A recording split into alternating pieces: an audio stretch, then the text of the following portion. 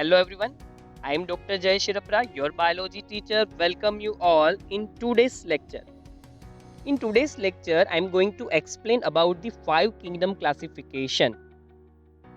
Linnaeus ने to kingdom classification दिया था, पर समय के साथ बदलाव की ज़रूरत थी और कुछ ड्रॉबैक भी थे उस क्लासिफिकेशन सिस्टम के, जो हमें धीरे धीरे साइंस के ग्रो होने के साथ पता चले और हमने चेंज किया अपने पुराने क्लासिफिकेशन सिस्टम को और एक्सेप्ट किया RH विटेकर का दिया गया five kingdom classification.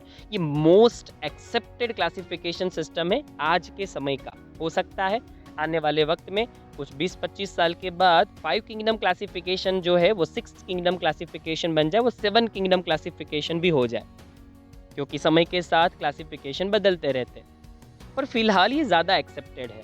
The kingdom defined by him were named, उन्होंने फाइव किंगडम में से कौन कौन से किंगडम क्लासिफाइड किए थे, और वो किंगडम थे, फर्स्ट किंगडम इज मोनेरा जिसमें बैक्टीरियाज इंक्लूड किए जाते हैं। सेकेंड किंगडम इज प्रोटिस्टा जिसमें अमीबा और पैरामीशियम जैसे यूकैरियोटिक यूनिसेल्युलर ऑर्गेनिजम्स क्लासिफाइड किए जाते हैं। किंगडम फंगाई जिसमें फंगस इंक्लूडेड है। प्लांटे किंगडम जिसमें प्लांट्स है। एनिमलिया किंगडम जिसमें एनिमल्स है। हम सबके बारे में डिटेल में पढ़ेंगे। इस चैप्टर में हम मोनेरा, प्रोटिस्टा एंड फंगस के बारे में पढ़ने वाले हैं और प्लांट एंड एनिमल के लिए सेपरेट चैप्टर्स है। चैप्टर नंबर 3 हमें प्लांट किंगडम के बारे में समझाएगा और चैप्टर नंबर 4 हमें एनिमल किंगडम के बारे में। कुछ ऐसे भी ऑर्गेनिजम्स है जो कहीं पर भी क्लासिफाई नहीं किए गए, unclassified organisms. Nature always mystery छोड़ता है, और वो मिस्ट्री क्या है? कुछ ऐसे ऑर्गेनिजम्स जिनको कहाँ रखे यही हम नहीं समझ पा रहे, जैसे वायरसेस, जैसे वायरोइड्स, जैसे प्रायोन्स, जैसे लाइकेंस। उसके बारे में भी हम इस चैप्टर के अंदर ही पढ़ने वाले। हर एक क्लासिफिकेशन सिस्टम का कोई ना कोई बेस या तो रेफरेंस पॉइंट होता है। तो RH विटेकर ने कौन से रेफरेंस पॉइंट्स को यूज करते हुए क्लासिफिकेशन सिस्टम डेवलप की? The main criteria for classification used by RH Whittaker are follow: cell structure, thallus organisation, mode of nutrition, reproduction, phylogenetic relationships. आप सब जानते हैं सेल स्ट्रक्चर के बारे में। सेल कैसा है? प्रोकैरियोटिक सेल है जिसको हम प्रिमिटिव सेल कहते हैं, या तो फिर डेवलप सेल है जिसको यूकैरियोटिक सेल कहते हैं। थैलस ऑर्गेनाइजेशन कैसा है, मतलब बॉडी स्ट्रक्चर कैसा है। मोड ऑफ न्यूट्रिशन, वो ऑटोट्रोफिक है, हेट्रोट्रोफिक है, न्यूट्रिशन कैसे लेते हैं, रिप्रोडक्शन कैसा करते हैं। फाइलोजेनेटिक रिलेशनशिप का मतलब है इवोल्यूशनरी रिलेशनशिप। ये रेफरेंस रहे थे RH विटेकर के।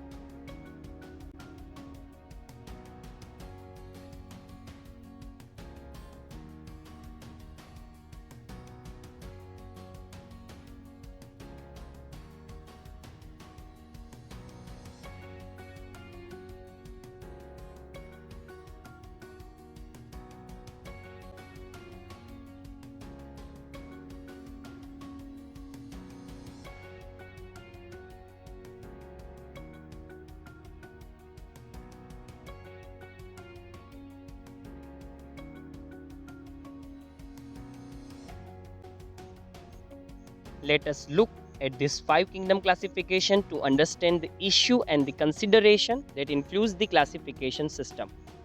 किस रीजन से RH विटेकर को फाइव किंगडम क्लासिफिकेशन बनाने की जरूरत पड़ी? कुछ ना कुछ ड्रॉबैक उन्होंने लिनियस के क्लासिफिकेशन में देखे ही होंगे। कहीं ना कहीं टू किंगडम क्लासिफिकेशन में ड्रॉबैक थे, जिस रीजन से फाइव किंगडम क्लासिफिकेशन जो है वो फॉर्म हो पाया। Earlier classification systems included bacteria, blue-green algae, fungus, mosses, ferns, gymnosperms, and the angiosperms under plants. Linnaeus की क्लासिफिकेशन सिस्टम में प्लांट किंगडम में ये सारे ऑर्गेनिजम्स रखे गए थे। बैक्टीरिया भी उसमें था, ब्लू ग्रीन आल्गी भी, फंगस भी, मोस भी, एंजियोस्पर्म, जिम्नोस्पर्म, ये सब कुछ एक सिंगल किंगडम में था, प्लांट किंगडम में। इन सबको प्लांट किंगडम में रखने के पीछे बिल्कुल कोई ना कोई रेफरेंस पॉइंट होगा ही। लिनियस ने ऐसे ही इन सबको एक ग्रुप में नहीं डाला था, डेफिनेटली साइंटिफिक बेस था जिसके बेस पे ये सब एक क्लासिफिकेशन कैटेगरी में गए थे। वो कैरेक्टर क्या था? The character that unified this whole kingdom was that all the organisms included had a cell wall in their cells. ये सारे ऑर्गेनिजम्स को लिनियस ने इसी वजह से प्लांट किंगडम में रखा था क्योंकि इन सब के पास सेल वॉल थी। तो हम कह सकते हैं कि प्लांट किंगडम में लिनियस ने fungus, bacteria, blue green algae, mosses, angiosperm, gymnosperm इन सबको क्लासिफाइड कर दिया था क्योंकि इन सब में एक चीज कॉमन थी और वो क्या थी? Cell wall.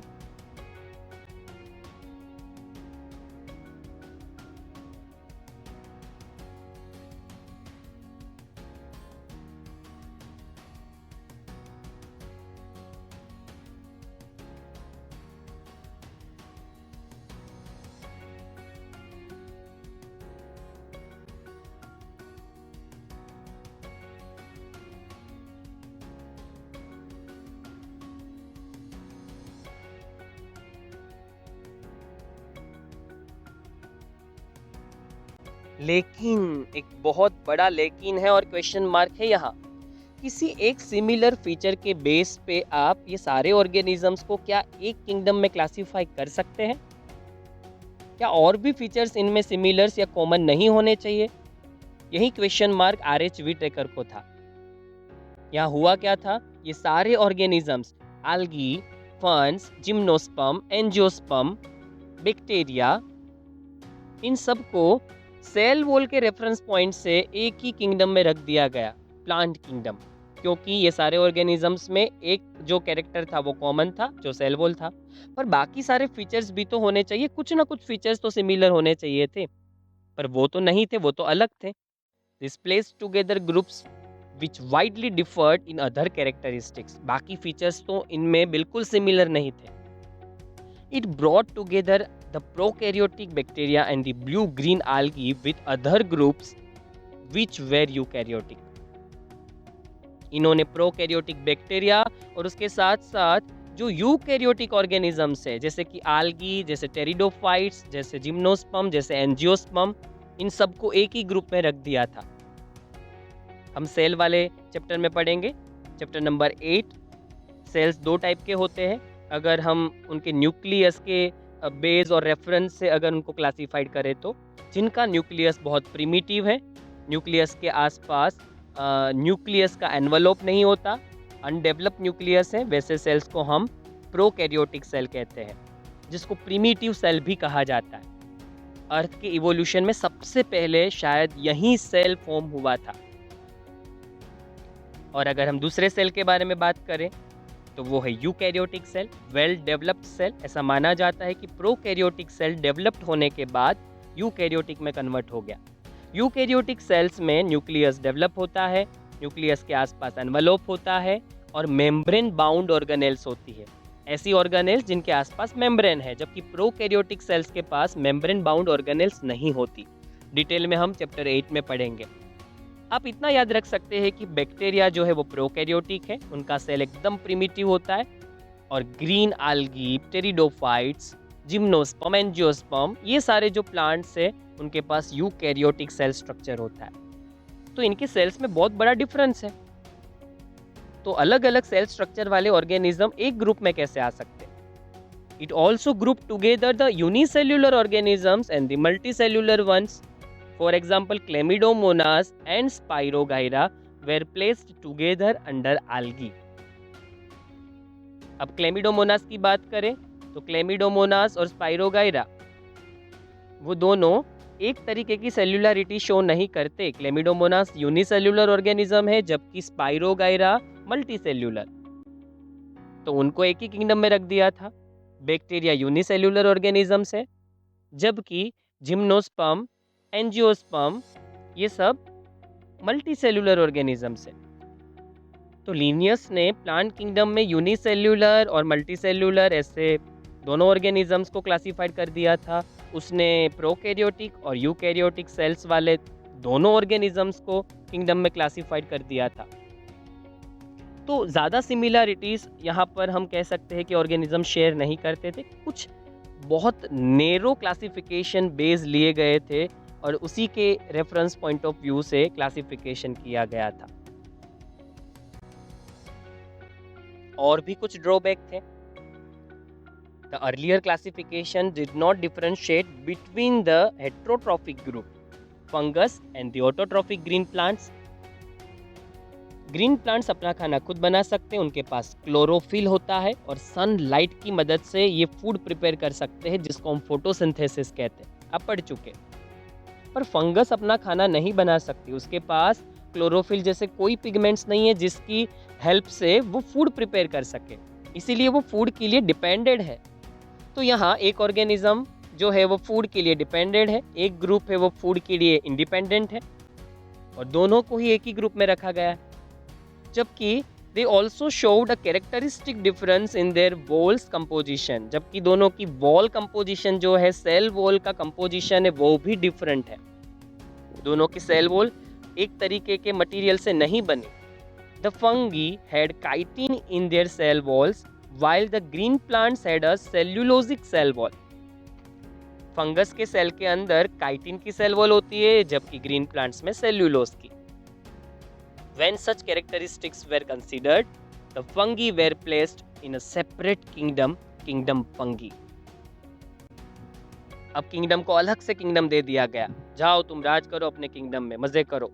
अब तुम्हें प्लांट किंगडम से हटा के हमने पूरा एक अलग साम्राज्य, अलग किंगडम दे दिया जो तुम्हारा अपना है। और वो इसलिए क्योंकि फंगस हेट्रोट्रॉफिक थी, अपना खाना खुद नहीं बना सकती थी, उसकी सेल वॉल भी काफ़ी डिफरेंट थी, इसलिए प्लांट किंगडम से उसको हटाकर उसका एक अलग किंगडम ही बना दिया गया।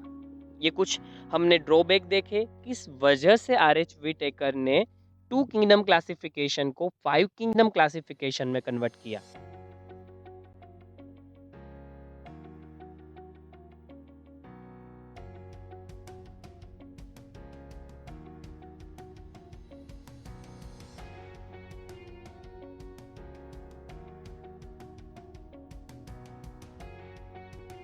All the prokaryotic organisms were grouped together under kingdom Monera। जो भी ऑर्गेनिजम्स प्रोकैरियोटिक सेल्स पजेस करते थे, उनको हमने एक अलग किंगडम में रख दिया, क्लासिफाइड कर दिया और उसको नाम दिया मोनेरा। प्रोकैरियोटिक सेल्स पजेस करने वाले और मोनेरा में क्लासिफाइड होने वाले सारे ऑर्गेनिजम्स को हम बैक्टीरिया के नाम से भी जानते हैं। And the unicellular eukaryotic organisms were placed in kingdom Protista. पर जो यूकैरियोटिक थे, जिनका सेल डेवलप था, जिनका न्यूक्लियस डेवलप था, जिनके पास मेम्ब्रेन बाउंड ऑर्गेनेल्स थी, ऐसे सेल स्ट्रक्चर वाले जो भी यूनिसेल्युलर ऑर्गेनिजम्स थे, सिर्फ सिंगल सेल से बने हुए ऑर्गेनिजम्स जैसे अमीबा, जैसे पैरामीशियम, इन सब को अलग किंगडम में डाला गया और जिसका नाम था किंगडम प्रोटिस्टा। तो आप कह सकते हैं कि अमीबा और पैरामीशियम का जो किंगडम है वो प्रोटिस्टा किंगडम है।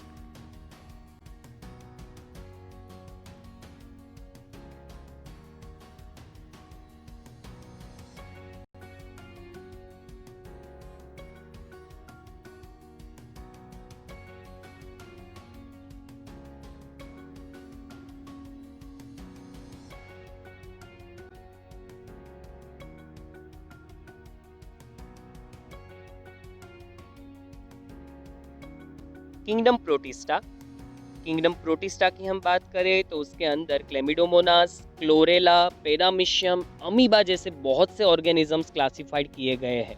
Kingdom Protista has brought together Chlamydomonas, Chlorella with Paramecium and amoeba. आपको खास ध्यान रखना है कि ये सारे ऑर्गेनिजम्स यूकैरियोटिक एंड यूनिसेल्युलर है।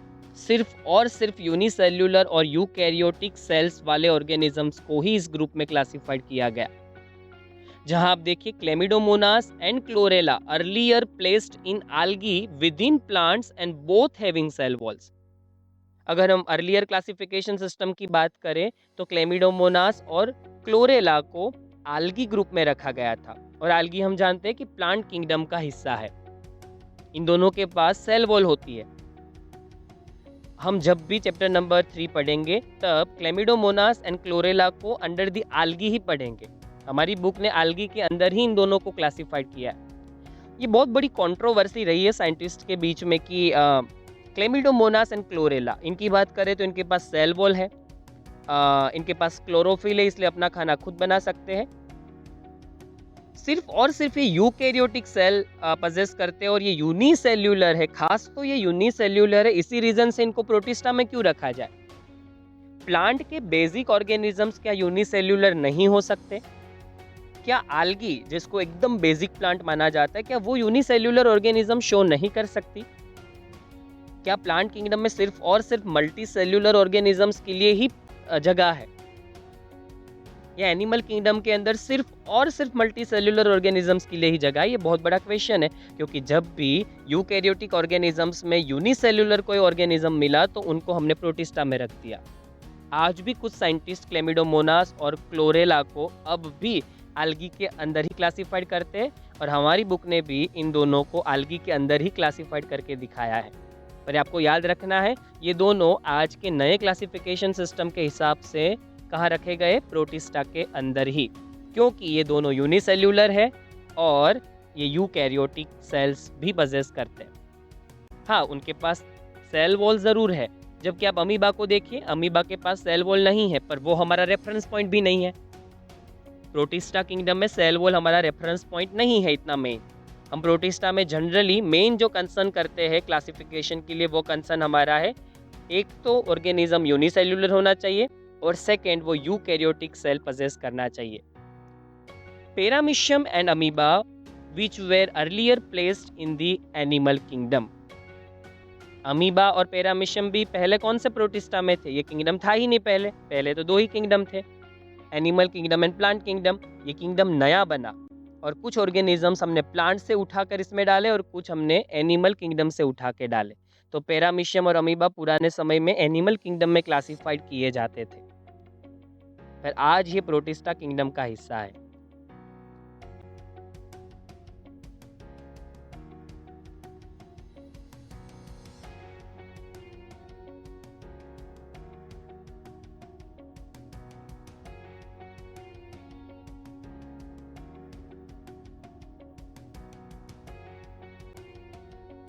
It has put together organisms which in earlier classifications were placed in different kingdom. जैसे मैंने आपको अभी समझाया कि प्रोटिस्टा में उन ऑर्गेनिजम्स को हमने क्लासिफाइड किया जो कहीं ना कहीं पहले प्लांट किंगडम का हिस्सा थे या तो फिर एनिमल किंगडम का।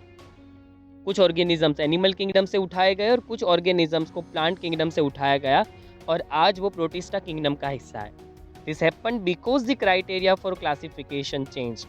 जब हम बेस या तो रेफरेंस या तो क्राइटेरिया चेंज करते क्लासिफिकेशंस के, तब ऑलवेज क्लासिफिकेशन सिस्टम बदल जाती है, और क्या पता आने वाले वक्त में ये क्राइटेरिया और ज़्यादा चेंज हो और 5 किंगडम की जगह 6 किंगडम, 7 किंगडम और कुछ नई क्लासिफिकेशन सिस्टम जो है वो डेवलप होगी।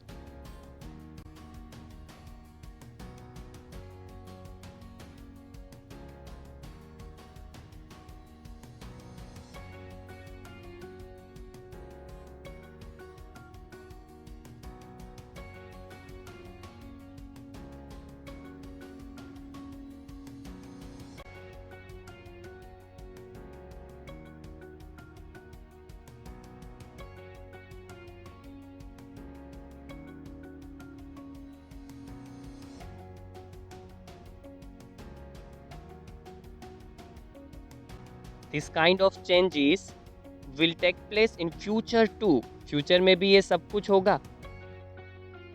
2 किंगडम क्लासिफिकेशन का आज भले 5 किंगडम हो गया, हो सकता है कि हमारे बच्चे 6 किंगडम या 7 किंगडम क्लासिफिकेशन पढ़े। क्राइटेरियाज बदलेंगे तो क्लासिफिकेशन भी चेंज हो जाएगा।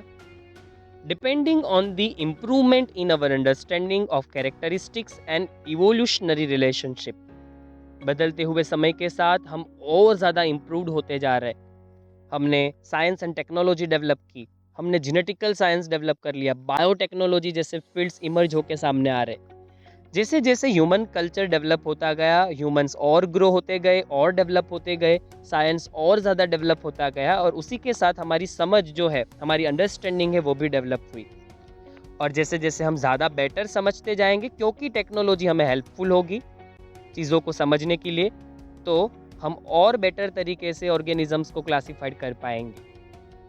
और जो नया क्लासिफिकेशन होगा वो शायद इवोल्यूशनरी रिलेशनशिप्स पे ज़्यादा डिपेंड करेगा, जिसमें हम वो ऑर्गेनिजम्स को कंसर्न करेंगे कि किस ऑर्गेनिज्म से कौन से नए ऑर्गेनिजम्स फॉर्म हुए, कौन किन का एंसेस्टर है, कौन सबसे पहले आया, उसके बाद अर्थ पे कौन इमर्ज होके आया, उसी के बेस पे क्लासिफिकेशन हो सकता है। Over time an attempt has been made to evolve a classification system. तो यहाँ बताया ही जा रहा है कि सिस्टम बदलेगी ही, उसके लिए ऑलवेज हमें प्रिपेयर रहना चाहिए। आज जैसा है वैसा कल नहीं रहेगा, कल कोई और क्लासिफिकेशन सिस्टम चलन में होगा, पर उसमें कौन कौन सी चीज रिफ्लेक्ट होगी, कौन कौन से रेफरेंस पॉइंट होंगे जो रिफ्लेक्ट होंगे, which reflect not only the morphological, physiological and reproductive similarities. क्योंकि आज का जो क्लासिफिकेशन सिस्टम है वो मॉर्फोलॉजी, फिजियोलॉजी और रिप्रोडक्टिव सिमिलैरिटीज को कंसर्न करता है, पर नया क्लासिफिकेशन जो होगा वो किसको कंसर्न करेगा, but it also concern phylogenetics, या फिर it will be based on evolutionary relationships. ये कंसर्न करेगा इवोल्यूशन को कंसर्न करेगा, जेनेटिकल सिमिलैरिटीज को कंसर्न करेगा, किसके जीन ज़्यादा सिमिलर है, कौन किसका एंसेस्टर है, ये सबको ज़्यादा कंसर्न करेगा, और एक नया क्लासिफिकेशन सिस्टम इवोल्यूट होके हमारे सामने आएगा।